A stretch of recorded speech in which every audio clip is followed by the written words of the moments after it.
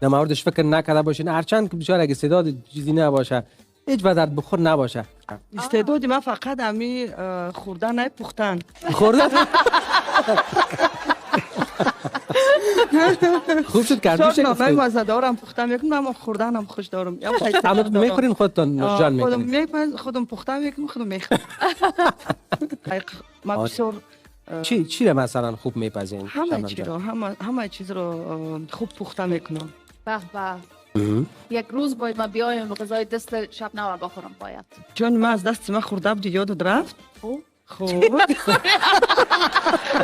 از دست من خورده بودی یادت رفت؟ باشی پلاو پخته کرده بودم برای کابلی یادت رفت؟ یا خیر از خیر. راست میگم، بسیار مزه‌دار، بسیار مزه‌دار. بسیار. که دست خود بر ما پخته کرده بود. یعنی چقدر دوست داره. بسیار بسیار یادت رفت نه؟ ابروش برده زی دلم خوش، هم بچه خوش ابروش برده زی دلم خوش. چشمک میزنه سویم با چشمانی آهوش، چشمک میزنه سویم با چشمانی آهوش. عجب قدش بلنده بدلکم پسنده، عجب قدش بلنده بدلکم پسنده. در دست کی راستش ساعت برنده، در دست کی راستش ساعت برنده، در دست کی راستش.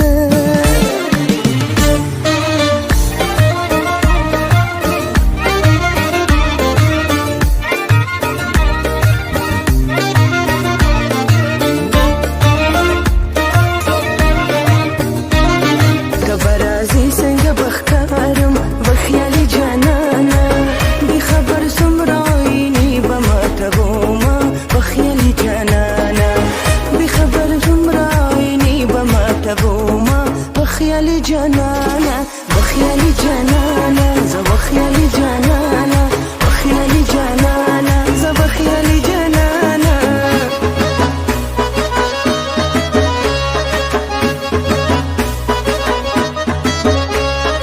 اونقدر دوستت میدارم به حساب شمار نمیشه، همه میگن که کفایه صبر دل قرار نمیشه. آنقدر دوستت میدارم به حساب شمار نمیشه، همه میگن که کفایه صبر دل قرار نمیشه. از همه شیرین یاری بهترین کنارم بشین، روزی تو بخیر باشد، روزی تو بخیر باشد. آرامش دل به تو هست مشکل، از جان